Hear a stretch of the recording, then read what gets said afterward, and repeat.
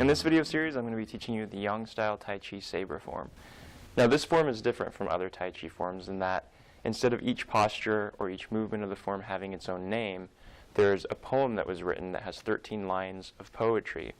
And each of those lines describes a set of movements in the form.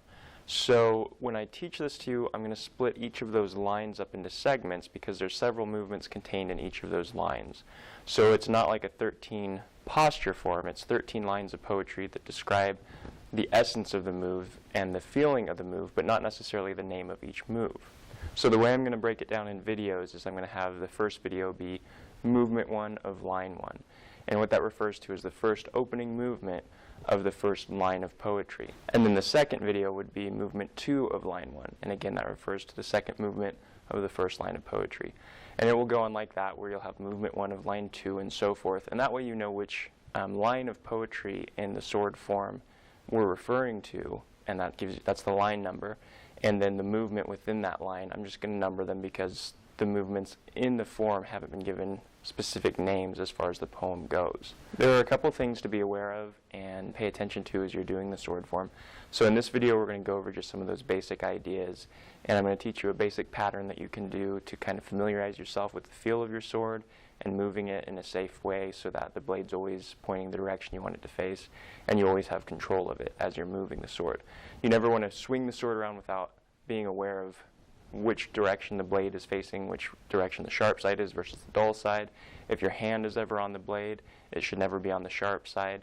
When you're holding it, you should hold it so that you can control the sharp side easily just by turning the hand, rather than holding it different ways each time and not being sure which way the blade is facing without looking. So those are things that we're going to cover in this video. And in the next video, we're going to actually get into the form.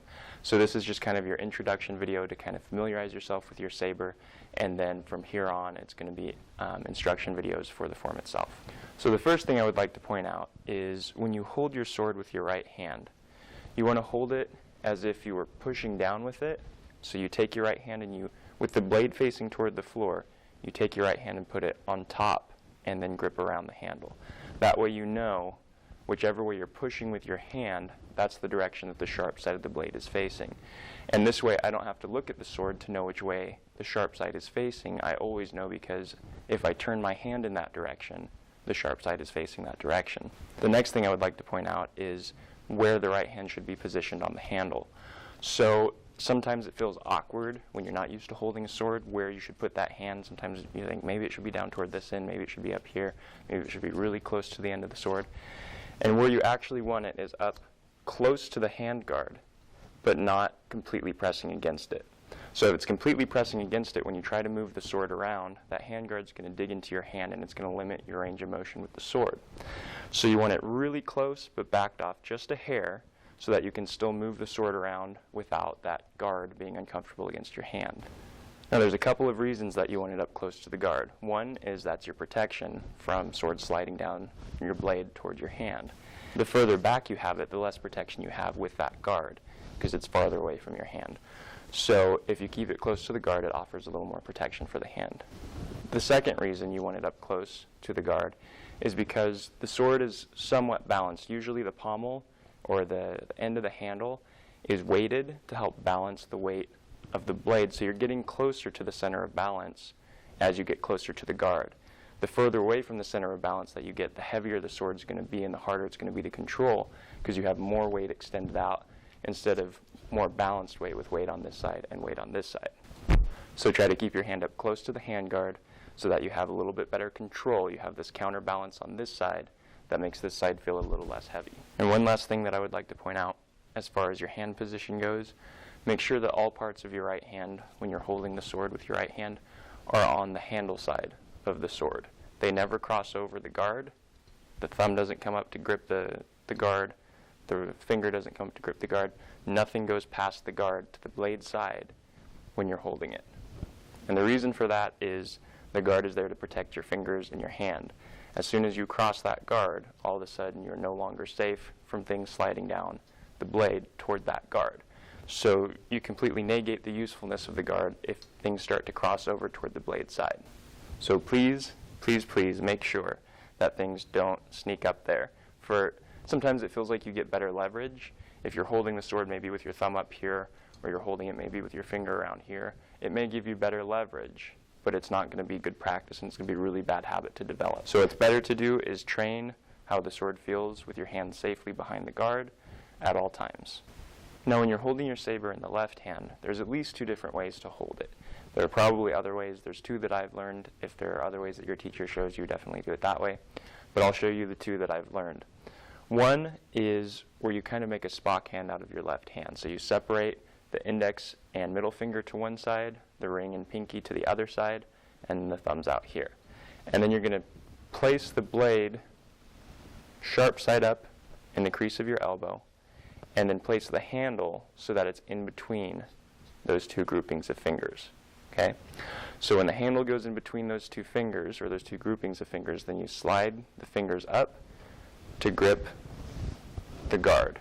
And then you just wrap the fingers so that when the sword hangs at your side, you're just cupping it with those fingers, with the handle going in between the Spock hand. So a slightly closer view, you have your Spock hand.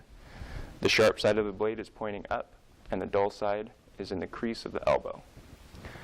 You place the handle in between those 2 groupings of fingers, so you have 2 up here, 2 down here. Then you slide it so that the guard goes up against those fingers. Then you just wrap the fingers. So notice that nothing is touching the blade itself. If anything, it's touching the side of the blade, so it's not the sharp side that's in contact. Then you just drop that thumb down to the side. So you're holding it like this. And when you have that hand grip, then the sword would just hang at your side, or wherever it is that you would need it in the form to move. You have control of it there. Now the second way of holding it in the left hand is the way that I prefer and that I'll be using in this form. Either one, whichever feels more comfortable, is acceptable, so pick the one that you like. If there's another one, of course, like I said before, that your teacher has shown you, then go with that. Now the way that the second grip works is you turn the blade again, sharp side up, place it in the crease of your elbow. You take your left hand and you just turn it palm up, and you're going to set the handle into your hand, and then just grip it with the middle ring and pinky finger. The index finger goes along the handle, so it's going to point down the handle, and then the thumb wraps around the top. So the idea is you just reach up, wrap around with those last 3 fingers. Index finger goes along the handle, and then you grab with the thumb over top. So you're holding the handle, and no part of your hand is above the guard. It's all on the handle side. So a closer view of that, you take the sharp side up, put the dull side in the crease of the elbow. You reach across, the hand, palm up, slightly turned in, and you're just going to grab with the bottom 3 fingers, reach around, grab with the thumb, and then you're pointing down the handle with the index finger. So you're holding it nice and solid here. Everything is below the guard. The wrist is at the guard, and the finger is pointing down the handle. Once you feel comfortable with the different hand grips, either with the right hand or the 2 different options with the left hand, now it's time to move on to a basic pattern that will help you develop your blade awareness, so you know which way the blade's pointing at all times and where it's moving in proximity to your body. Now this is a very basic pattern, and it basically teaches not only the blade awareness but also a few parries and a few cuts, which you will see repeated in the form as we go through. We don't have to worry about really what the lower half is doing at first. You want to remember that, of course, any movement in Tai Chi comes from the base, so you need your root established, you need the waist or the lower dantian directing the motion, so the hips should be moving, and that's what powers the upper body. At first, to get the pattern down, you don't need to worry so much about that. Just stand with your feet about shoulder width apart in a nice, solid, relaxed stance, and focus on getting the pattern down and making sure your blade is doing what you want it to do. After you get that down, then you, of course, can add the hip motion to make sure that the body motion is being powered from your root. So to start, we're going to grip the sword with the right hand. So make sure that when you grip it, you have it so that whichever way you turn your hand, you know which way the blade is pointing. You're going to bring that down to your side, blade pointing forward, and arm extended almost straight with just a slight bend. So you can pull it up higher if you want to, but it's going to be better to relax it down. That'll allow your shoulder to relax more instead of building up tension when you hold it up higher. So relax it down. your left hand is going to push straight out in front of you as a palm. So it's not palm forward, the edge of the hand is leading with this, but it's extending straight out in front of you here. So from this starting point, you're going to bring the blade up and across as a parry. So imagine that someone's coming towards you to stab you. Hopefully that will never happen to you, but we'll just imagine that's what's happening right now. And as that blade's coming towards you, you're deflecting across, using the sharp side of your blade in as you turn. Okay? So if you were actually going to do that, there would be footwork involved, but for right now we're working on the basic pattern. So stay stationary, don't move your feet. Start here, and you're going to pull that left hand in as you bring the blade up. And that's important because you don't want to chop off your hand. You want to keep your hand safe. So it comes in as you bring the blade up and across. So you bring the left hand in as you're bringing the blade up and across. You're going to circle the blade around your head, and the handle is going to drop down to the right side. And what you're going to do is cut across the front of the body, leading with the sharp side of the blade. So make sure that this isn't turned any other direction than leading with the sharp side of the blade. So the left hand's still here. We drop the right hand, come across, and as this is coming across, lift up your left hand. Let the sword continue, and at the last minute you're going to turn it so the sharp side of the blade is facing away from you, and let it gently touch your body. So let's do that much again. From here, deflect across the front, pull the left hand in towards you, circle around the top of your head, drop the right hand down to about shoulder height, cut across. As you're cutting across, lift up this left hand, and then at the end, turn the dull side of the blade towards you and let the sword gently touch you. Now we're going to cut back across. So we just finished cutting across this way, and we turned the dull side of the blade toward us. Now the sword's set up so it can shoot back across with the sharp side out, because that's the direction that we turned it as it was coming in. So dull side toward you, sharp side out. From here, you're going to cut across, and then as your sword reaches the side of your body, it's going to turn, and as it starts to turn, you're going to drop this left hand, sweep the blade back around the same direction that it came, coming over the left shoulder, chop down, and as it's coming down, push out with the left hand. Now you're back where you started. So let's do that again. Left hand comes in, deflect across the front. Circle around the head, cut across, toward your left side, lifting your left hand, and you're going to turn the dull side of the blade towards you right at the last minute. From here, you cut back across, again leading with the sharp side. As the blade turns, to start circling around the head again, start dropping the left hand, circle around the head, come over the left shoulder, chop down, and push out with the left hand.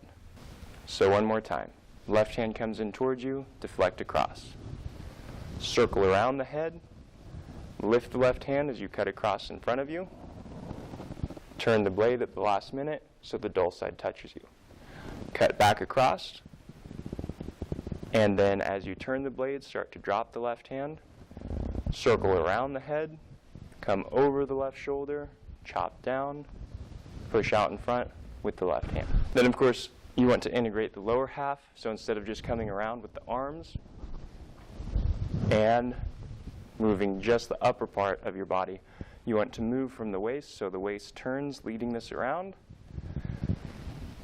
You turn your body back to the right side so that as you cut across, it's with the body motion here rather than just with the arm. So from here, turn to the left, deflect. Turn to the right. Now you're set up so when you drop this and cut across, it's with body motion. Then the blade turns.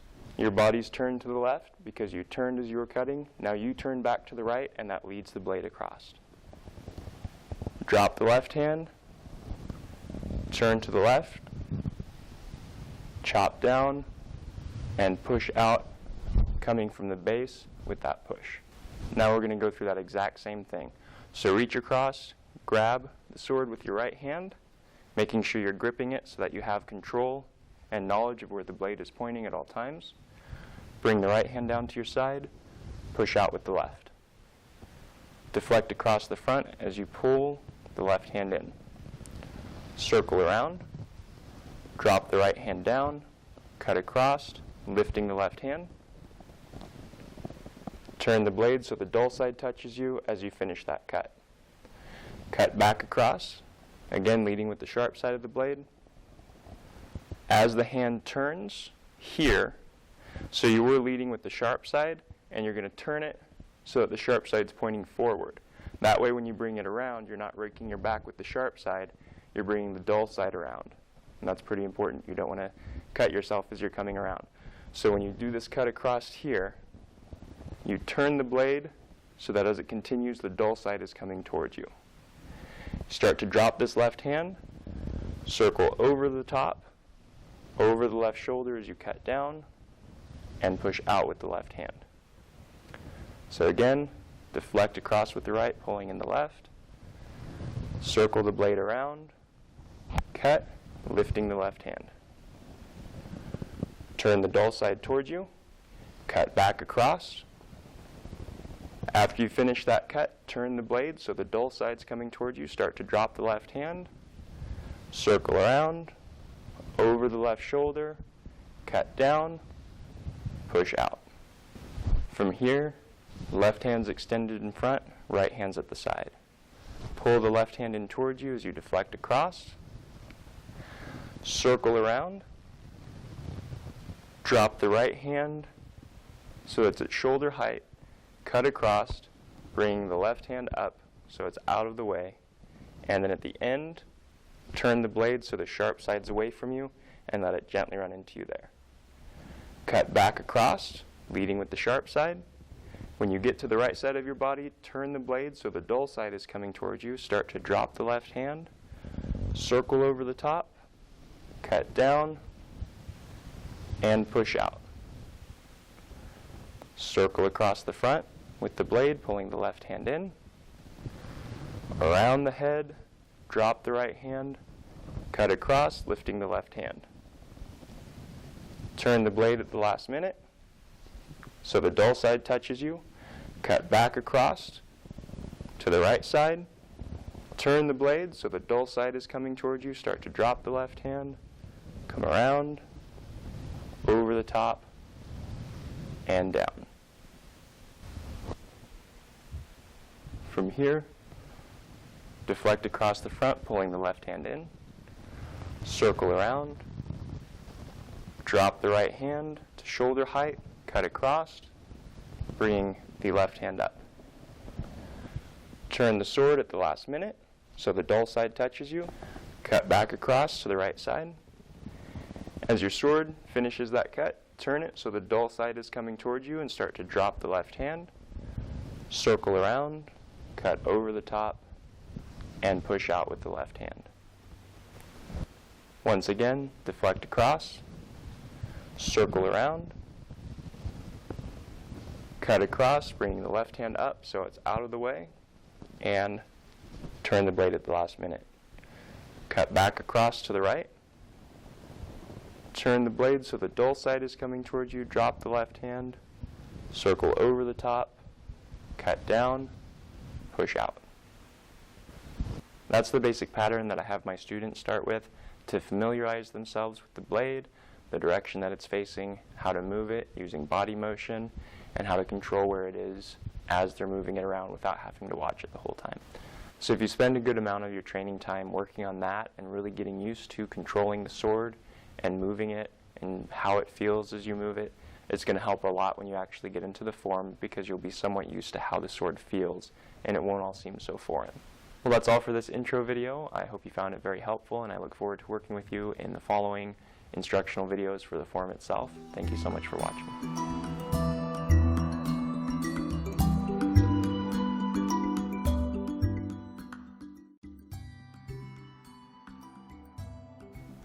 In this video, I want to talk to you about a product that I've been using for a lot of years now, something that I absolutely love, and if you're into taking supplements, you will probably absolutely love this too.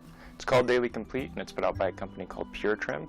This is what it looks like. And the reason I love this so much is because, one, it's a liquid, so I don't have to swallow pills when I take it. Two, it has over 200 nutrients in it, so instead of taking several different supplements, trying to get the same amount of nutrients that I can get out of this bottle, I take 1 ounce of this and I'm done. Now, this is one of the products that I used extensively while I was over in China training, and I think it was invaluable for me for keeping my energy up and making sure I was getting proper nutrition while I was doing strenuous training all day long. Now, the last thing that I really like about it, it's awesome, is it's just simple to take. So if you're like, all right, it's time to take my supplements with my lunch or whatever, you literally just open it up, get a little ounce glass out, pour yourself an ounce, done, swallow it. And that's it, you're done. You've taken your vitamins for the day. Another nice thing is it tastes pretty good. It basically just tastes like oranges and a hint of vitamin flavor to it, if you know what vitamins taste like. So anyway, I hope you try it out sometime if you're into taking supplements. If you're not, I still hope you try it out, and I hope you learn to love it as much as I do. Daily Complete.